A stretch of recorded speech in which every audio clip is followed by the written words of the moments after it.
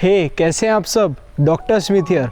दोस्तों, हमारा ब्रेन और हमारी बॉडी एक दूसरे से कितनी इंटरडिपेंडेंट है। What is the brain mind and body connection?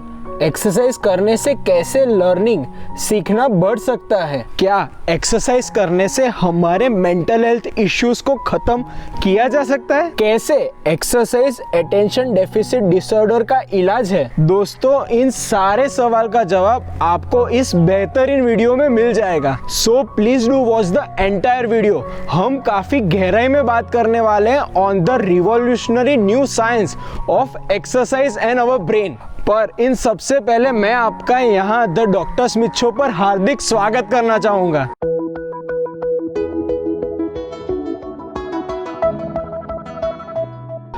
Illinois USA में नेपरविल सेंट्रल हाई स्कूल के स्टूडेंट इंग्लिश लिटरेचर में काफी स्ट्रगल कर रहे थे, काफी कमजोर थे और इसी कारण स्कूल वालों ने स्टूडेंट्स के रीडिंग कॉम्प्रिहेंसिव स्किल्स को इम्प्रूव करने के लिए एक्स्ट्रा क्लासेस लगवाए। पर तभी स्कूल वालों ने सोचा कि क्यों ना हम ये एक्सप्लोर करें कि एक्सरसाइज की क्या इम्पैक्ट होती है on students performance and learning abilities. फिर स्कूल वालों ने 2 ग्रुप्स बनाए।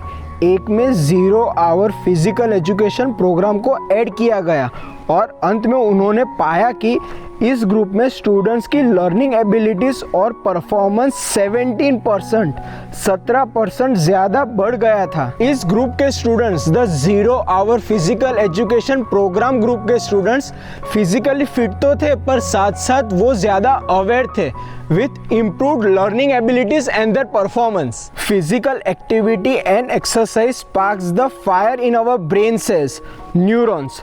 हमारी ब्रेन के न्यूरोनल कनेक्शन ज़्यादा स्ट्रांगली बाइंड होंगे once the brain cells neurons are fired up by exercise and physical activity. Exercise हमारी लर्निंग सीखने की शक्ति 3 लेवल पर इम्प्रूव करता है। First, mindset optimization to improve alertness, attention and motivation.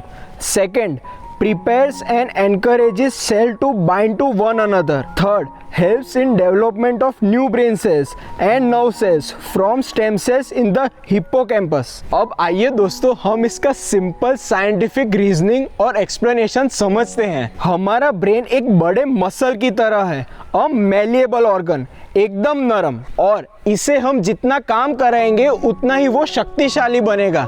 It gets stronger with use. Exercise करने से हमारे ब्रेन के इंफ्रास्ट्रक्चर को बूस्ट मिलता है and henceforth more stronger neuronal connections are formed and built. इसका कारण है कि हमारी ब्रेन में न्यूरोट्रांसमीटर्स, वेरी इंपॉर्टेंट न्यूरोट्रांसमीटर जैसे कि डोपामिन और सेरोटोनिन की मात्रा बढ़ जाती है। साथ साथ ये दोनों न्यूरोट्रांसमीटर्स, डोपामिन और सेरोटोनिन, जो बेसिकली ब्रेन केमिकल हार्मोन्स हैं, हमारे फोकस को ज़्यादा शार्पन अप कर देते हैं। बेसिकली हम ज़्यादा फोकस कर पाएंगे, ज़्यादा कॉन्सेंट्रेट कर पाएंगे और हमारा मूड और मोटिवेशन बना रहेगा। अब एक्सरसाइज करने से हमारे ब्रेन में एक ग्रोथ फैक्टर बनता है, BDNF, brain derived neurotrophic factor, जो बेसिकली हमारे ब्रेन सेल्स, न्यूरॉन्स का फंक्शनिंग इम्प्रूव करता है, encouraging their growth, strengthening and protecting it against natural process of cell death. कई रिसर्चर्स ने ये पाया है कि अगर वो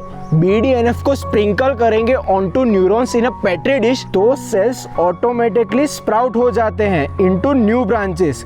BDNF को मिरेकल ग्रो फॉर ब्रेन कहा गया है। It is crucial biological link between thoughts, emotions and movement. So आपके मन में एक सवाल होगा कि कौन सी एक्सरसाइजेस करनी चाहिए, एनी आइडियल कंटेंडर और एनी आइडियल रिकमेंडेशन? जापान में एक स्टडी की गई जहां पाया गया कि महज आधा घंटा 30 minutes of jogging 2 to 3 times a week done for 12 weeks और 3 months improve the overall executive function. पर अगर आप मुझे honestly पूछेंगे, then best are combination exercises, aerobic exercise and complex activity. You may choose a sport like tennis which is ideal. इससे आपकी cardiovascular system और brain दोनों स्ट्रेंथन अप हो जाएंगी। टेनिस, योगा आसन्स और डांसेस लाइक जुम्बा, ये सब स्किल बेस्ड एक्सरसाइजेस है। इनमें हमारा बॉडी फैट बर्न और कम तो होता ही है, पर साथ साथ हमारा ब्रेन में भी स्ट्रक्चरल चेंजेस होते हैं। अब दोस्तों आइए समझते हैं कि कैसे रेगुलरली एक्सरसाइज करने से हमारे मेंटल हेल्थ इश्यूज जैसे कि एंजाइटी एंड डिप्रेशन को खत्म किया जा सकता है। स्ट्रेस का बेसिक मतलब होता है कि कोई भी चीज जो हमारे ब्रेन में सेल्यूलर एक्टिविटी प्रॉम्प्ट करती है। Essentially stress is only harmful when it gets out of control. Exercise is what keeps stress under control. Exercise एक प्रकार का स्ट्रेस ही है। कहते हैं ना, लोहा लोहे को काटता है। जब हम एक्सरसाइज करेंगे हमारी ब्रेन में मॉलिक्यूलर बाय प्रोडक्ट्स बनेंगे from the damage brain cells, neurons, और जब ऐसा होगा तो एक रिपेयर मैकेनिज्म ट्रिगर होगा जो सेल्स को टफन अप करेगा अगेंस्ट फ्यूचर डैमेज। ऐसे हमारा ब्रेन रेजिस्टेंट बनेगा टॉवर्ड्स एवरीडे स्ट्रेसर्स। एक्सरसाइज से आप काफ़ी कम एंग्शियस हो जाएंगे क्योंकि first and foremost exercise provides an excellent distraction. It reduces your muscle tension. It builds up your brain resources. It also improves your resiliency. And lastly, it sets you free. एक पुरानी कहावत है, That which doesn't kill you makes you stronger. Think and ponder into it. आपने कहीं ना कहीं तो सुना ही होगा कि exercise kills depression. Exercise depression को एकदम खत्म कर देता है, पर कैसे? एंडोर्फिन्स जो रिलीज होते हैं हमारी ब्रेन के अंदर when we exercise. Endorphins have morphine like effects. ये हमारी बॉडी का नेचुरल चरस और गांजा है। एंडोर्फिन्स हमारे बॉडी के अंदर एक सेंस ऑफ यूफोरिया लाते हैं। सोचिए दोस्तों, आप अंदर ही अंदर एक गंजेड़ी बन सकते हैं। Alright, on a serious note, अगर एक्सरसाइज को एक पिल, एक ड्रग की तरह बेचा जाए, then believe me friends, it will be one of the best, most potent and most popular drugs in the market. ऐसी ड्रग कोई भी ड्रग मार्केट में सबसे ज़्यादा मात्रा में बिकेगी और साथ साथ सबसे ज़्यादा दाम में भी। Now coming back to endorphins, ये हमारे ब्रेन को काम डाउन करते हैं और हमारे मसल पेन को रिलीव करते हैं। आपने रनर्स हाई के बारे में तो सुना ही होगा। यूजुअली डिप्रेस लोग बहुत ही इनएक्टिव होते हैं। They don't move, they are unmotivated and uninterested, a vicious cycle. पर अगर ये लोग एक्सरसाइज करेंगे, specially aerobic exercise like running, तो इनमें feel good hormones like dopamine and serotonin release होंगे जो हैप्पीनेस और सेटिस्फैक्शन लाते हैं। Exercise makes you get a feeling of accomplishment. Depression सिर्फ दिमाग में नहीं होता, it's also in your body as well, and exercise can help alleviate a dark mood. दोस्तों, आपने अटेंशन डेफिसिट डिसऑर्डर के बारे में तो सुना ही होगा। It's extreme form is ADHD, attention deficit hyper activity disorder. हम सभी एक इंफॉर्मेशन एज में जी रहे हैं and getting distracted is very easy. Today's world is full of information, noise and interruptions जिससे एक overwhelming feeling हम अनुभव करते हैं। हम सभी अलग अलग लेवल, डिफरेंट लेवल्स पर attention deficit है। अब ADHD, attention deficit hyperactivity disorder, attention deficit का एक एक्सट्रीम फॉर्म है, एक लेजिट डिसीज है जहां वो बंदा अपना इम्पल्स और अटेंशन को कंट्रोल ही नहीं कर पाता। ADHD basically start mostly in one's childhood. It basically is due to the problem in the prefrontal cortex, and the best way to increase focus and attention in such child is through exercise. Again, इसका scientific explanation न्यूरोबायोकेमिकल level पर है of dopamine and नॉनएपिनेफ्रिन।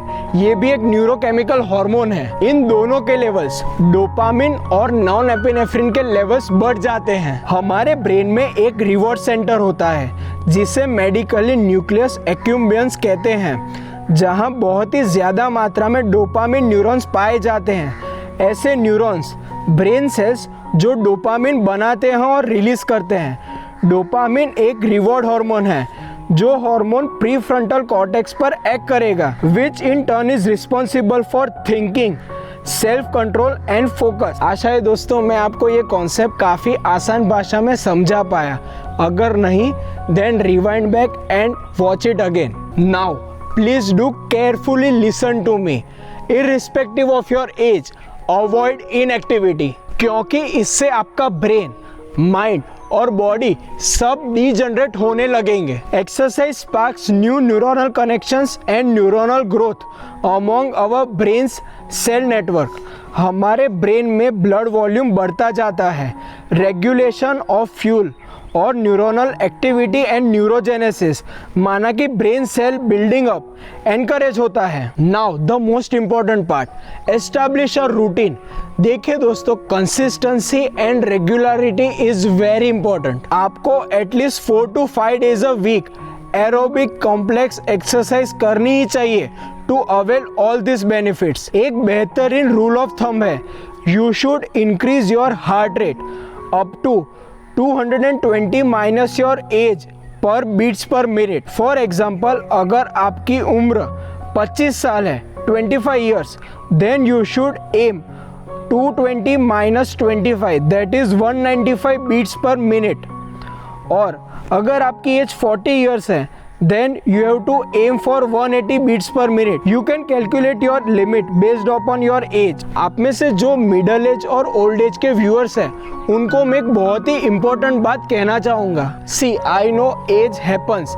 Getting old is inevitable and unavoidable, but falling apart is not. Exercise is one of the best preventive medicines as well as an excellent antidote. इस video के सारे benefits की आपको सबसे ज्यादा जरूरत है। And finally, those among you who are struggling with addictions, believe me, 30 minutes of rigorous aerobic exercise at least 5 times a week से आप एकदम डी एडिक्ट हो जाएंगे। It basically will root out your addiction.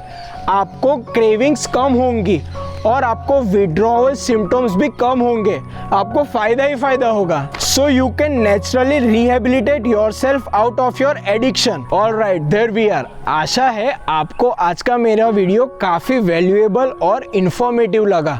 अपने दोस्तों और परिवारजनों से ये वीडियो को शेयर करें, क्या पता they need to hear this and watch this badly. Comment down your views in the comment section, like and subscribe to this channel for more such perennial evergreen content in near future. आइए दोस्तों, मिलकर अपनी अपनी health को optimise करें और एक बेहतरीन एक्स्ट्राऑर्डिनरी जीवन जिए। Okay, catch you next time, peace, thank you.